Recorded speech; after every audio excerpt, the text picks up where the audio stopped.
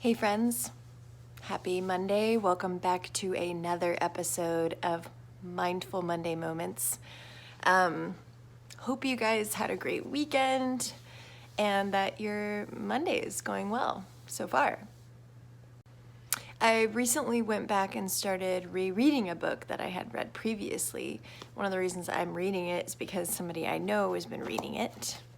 It is by Thich Nhat Hahn. It is called Peace is Every Step. If you have not read this book, I highly recommend it. I know he is a Buddhist. There's a foreword by the Dalai Lama, which is really cool. It is a really good book.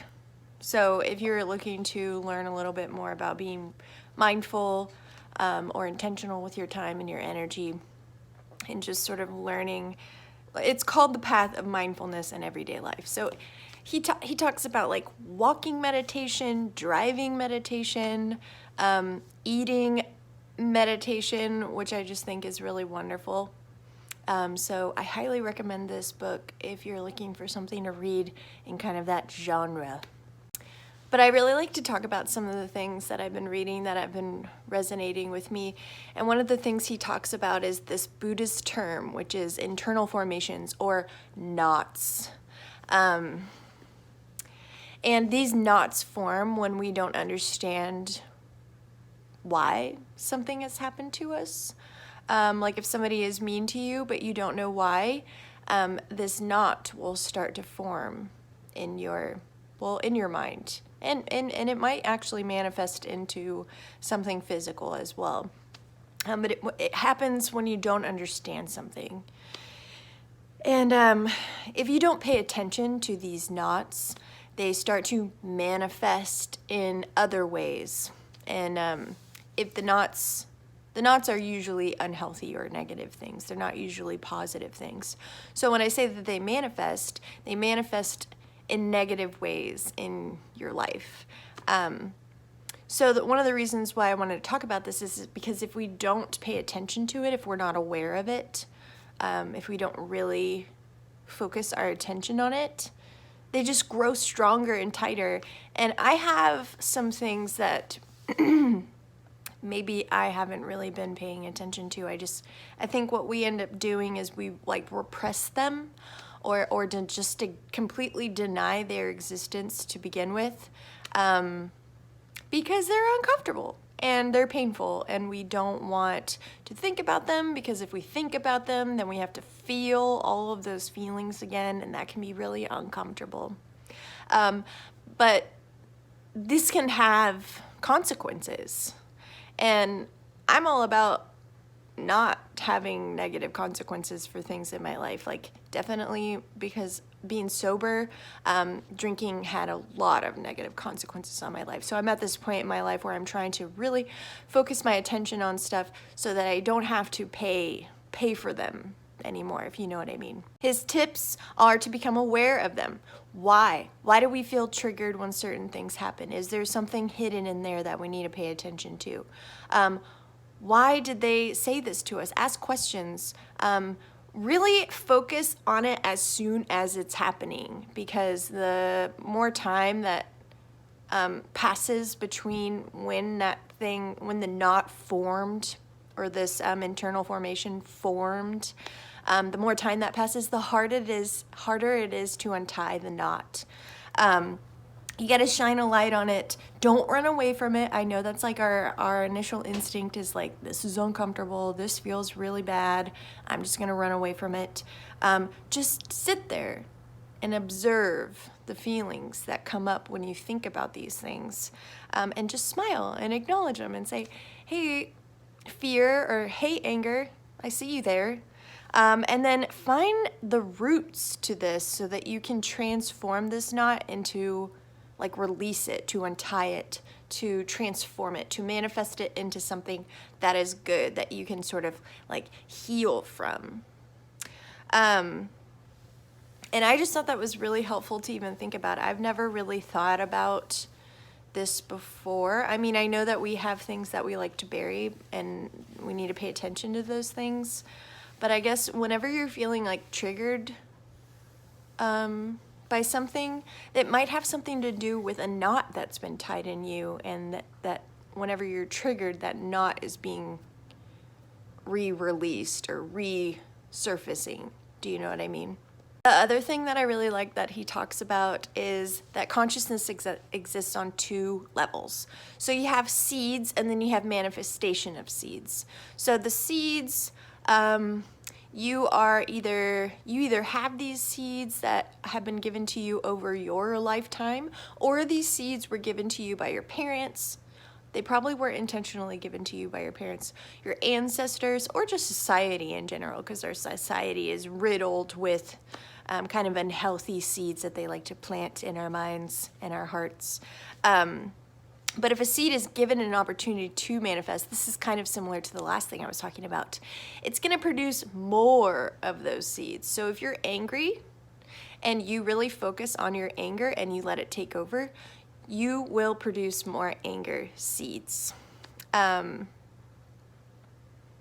So when we're mindful, when we live mindfully and aware, we plant healthy seeds. We want more of those. And so these seeds will also help to, care for and transform these unhealthy seeds. So the more healthy and positive and loving seeds that we can plant, the better off we are. And he also says, which I love, you need to have a reserve, because when life gets a little bit difficult, which it always does at some point in our lives, like maybe right now, maybe you're having a difficult time right now, having a reserve of these really healthy, positive seeds will help you get through. They will take care of you. They will be there for you. So I guess what he suggests is to have a visualization of something that makes you feel happy. That can be one of your healthy seeds, your good seeds. So when you're having a hard time, he has an example where he says, he's having trouble sleeping after one of his friends passed away. So he would visualize another one of his friends that made him happy, and it would help him transform and care for these kind of hard seeds that we're given unintentionally, usually, like maybe losing someone. That's a difficult seed.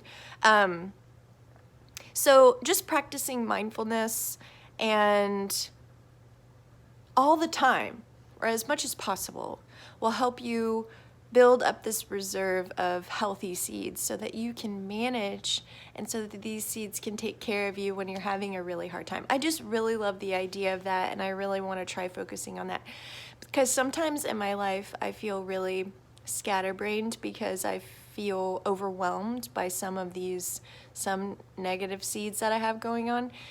And so if I can focus more of my attention and my mindfulness and awareness on building up a reserve of good seeds, healthy seeds, then they will take care of me when I'm having a hard time, and they'll take care of you too. I have a lot to say today. I always have a lot to say. The other thing that I read was to ask yourself what's not wrong. So often we go through our lives saying, gosh darn it, all of this stuff is wrong, blah, blah, blah. And recently I've been getting these overwhelming experiences where someone will send me a message or call me and say something really positive. Like my neighbor sent me a message this morning, and it made me cry because I feel so grateful. I feel like practicing gratitude will really help you with this what's not wrong sort of prompt in your life, and realizing there are so many things going right for you. I know that sometimes these negative things can be really overwhelming, but try to practice some gratitude, because I promise there are so many things that are going good for you in your life. The sun is shining, you have a house over your head, you have food. I know that might be a little bit overly positive, but I feel like if you're drowning in negativity, it's really good to remind yourself of what's going right. And staying out of the prison of sorrow. I just love that, because sometimes we get trapped there and it's really hard to get out. It's like a hole you dug, and it's hard to climb out of the hole. But if you just try to remain mindful and aware and ask yourself, what's not wrong? You know what I'm saying? I really dig that. And then the other thing, well, I have a few other things. Waiting for happiness. Don't wait. You can have it right now. Just choose to be happy. And you know, sometimes it takes like an act of compassion or kindness towards someone else to sort of like light that fire in you, that happiness feeling. Like the other day, I saw this man on the corner and I didn't have any money or food to give him, but I just rolled down my window and chatted with him for a second. And that made me feel really happy, and I hope that made him feel really happy. And so just doing small things like that, you can be happy now. You can choose to be happy now. Last thing, promise. This other idea or question is, are you sure of your perceptions? Because I think sometimes we automatically assume what someone's intentions are, or that the way that we perceive things is the right way. It's right. Everyone else's perception is wrong. Because I think the reason that we stick to that is because it takes a lot of time and effort to really like look deep into our views and kind of like reconsider them or reanalyze them and think, is this really how I feel? Is this true? And you know, everything is impermanent and everything is interdependent, and so things are always changing, so there's no way that one truth can solidly be the truth, the right truth. Do you know what I'm saying?